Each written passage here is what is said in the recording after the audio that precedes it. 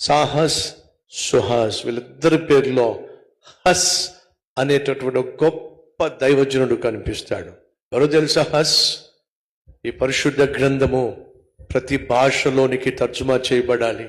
ప్రతి ఒక్కరూ వారి భాషలోనే ఈ బైబిల్ని చదవాలి అని చెప్పి బైబిల్ తర్జుమా కోసం పోరాడాడండి, ప్రాకులాడాడండి. ఆ రోజు ఉన్నటువంటి రోమన్ క్యాథలిక్ బిషప్పులతో, మీరు మీ భాషలో బైబిల్ చదువుతున్నారు కానీ మరి ప్రజలు స్థానిక భాషలో బైబిల్ చదవాలి కదా, ఆ బైబిల్ స్థానిక భాషలోనికి తర్జుమా చేయబడాలి కదా, దయచేసి బైబిల్ని తర్జుమా చేద్దాం, ప్రజలకు వారి భాషలోనే బైబిల్ చదువులాగున వారికి బైబిల్ని అందిద్దామంటే కాల్చిపడేశారండి. బతుకున్నగానే మనిషిని తగలెట్టేశారండి. దేనికో తెలుసా?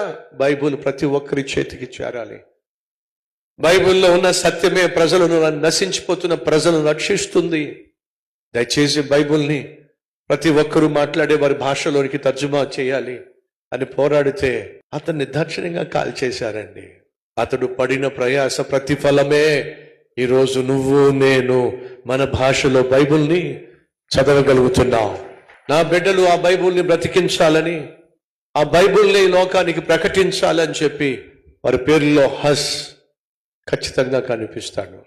మీ సహోదరి సహోదరులు మీ పేర్లకు పేర్లు పెట్టినప్పుడు వాళ్ళ జీవితము ఏ విధంగా ఉండాలి అని మీరు ఆశిస్తున్నారో అది వారికి తెలియచేసేటటువంటి పేరు పెట్టండి. అది ఆశీర్వాదం.